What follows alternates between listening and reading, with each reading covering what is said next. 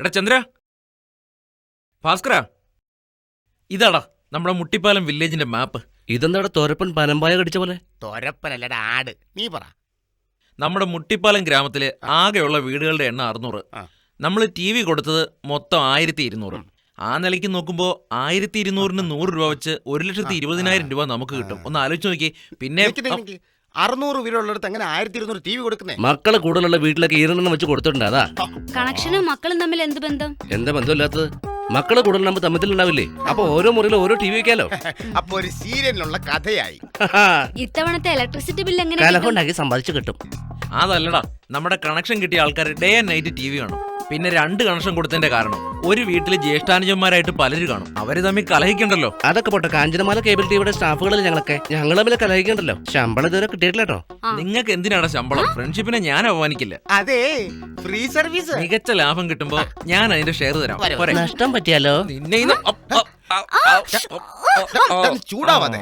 School down. ചൂടാവുമല്ല, ഇവന്റെ കരുനാക്കൊണ്ട് വല്ലതും നഷ്ടമാണത്ര നഷ്ടം. ഇപ്പൊ കൊടുത്ത കണക്ഷൻ അനുസരിച്ച് കിട്ടാൻ പോകുന്നത് ലക്ഷങ്ങളാണ്. അപ്പൊ 5 വർഷം കഴിഞ്ഞാൽ എത്ര? 10 വർഷം കഴിഞ്ഞാൽ എത്ര? 15 വർഷം കഴിഞ്ഞാൽ എത്ര? നീ ഇങ്ങനെ മനക്കൊട്ട് കെട്ടിക്കൊണ്ടിരുന്നു കഴിഞ്ഞാൽ നമ്മൾ എങ്ങനെ രക്ഷപ്പെടും? എങ്ങനെയാണെന്നോ, ലക്ഷങ്ങളുടെ ടേൺ ഓവർ വന്നാ പിന്നെ നമ്മൾ കോടീശ്വരന്മാരല്ലേ. അപ്പൊ എന്നും നമ്മൾ ചിക്കൻ ബിരിയാണി എന്തുകൊണ്ടായിക്കൂടാ? അപ്പൊ നമ്മൾ ഏഷ്യാനെറ്റ് വിലക്ക് വാങ്ങും.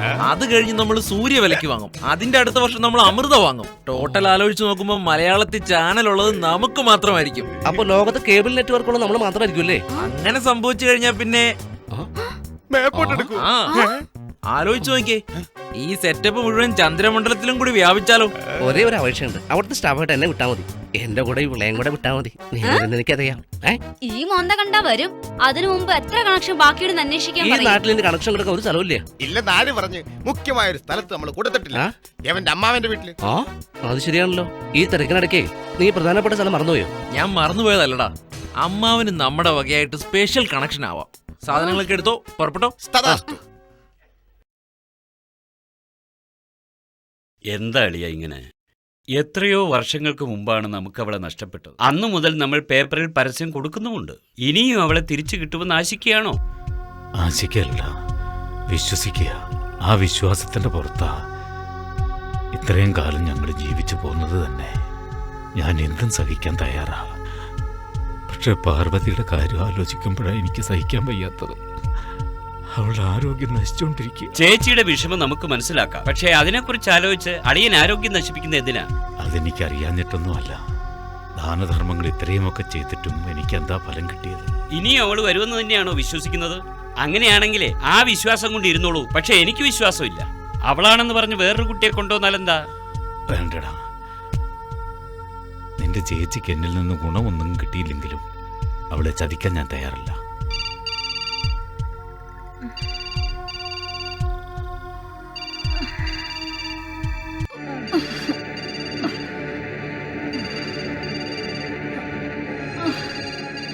ഇത്രയും നേരം ഞാൻ പറഞ്ഞു ഒന്നും മനസ്സിൽ പതിഞ്ഞിട്ടില്ല.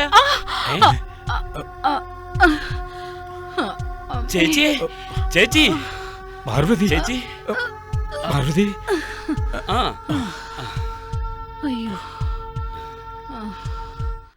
ഹലോ, നീ എഴുന്നേറ്റ് ആരാ? നിന്നോട് ഉണ്ട്. പക്ഷെ ബാത്റൂമിലാ ഞാൻ എഴുന്നേറ്റത്.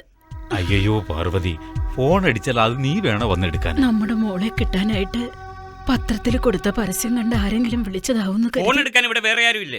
അല്ലെങ്കിലേ ചേച്ചിക്ക് ആരോഗ്യമില്ല. പിന്നെ ഓടി നടക്കേണ്ട വല്ല ആവശ്യമുണ്ടോ? എന്താടാ, എന്റെ മോളെ കാണാതെ എങ്ങനെയാ ജീവിക്കുന്നതെന്ന് എനിക്കേ അറിയാൻ കഴിയുള്ളൂ. എന്തൊരു ജന്മ ഇത്. എടാ ചന്ദ്ര, പെട്ടെന്ന് ഡിഷ് കൊണ്ടേ വെക്കടാ.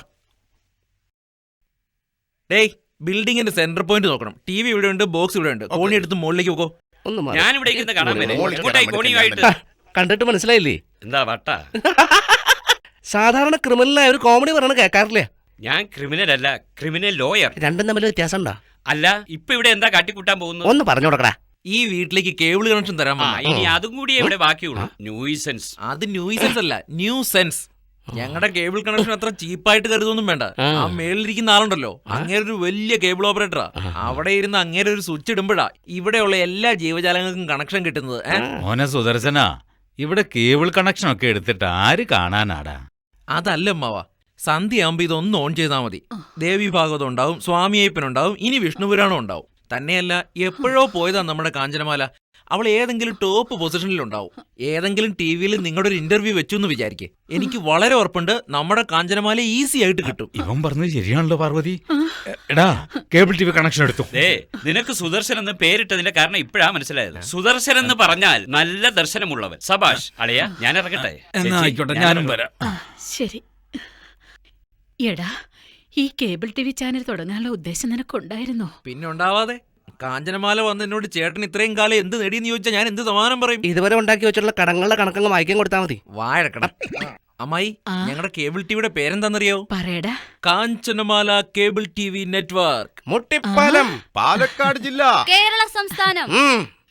നമ്മുടെ കാഞ്ചനമാലയെ തിരിച്ചു കിട്ടും. സംശയമില്ല അമ്മായി, നിശ്ചയമായും കിട്ടും.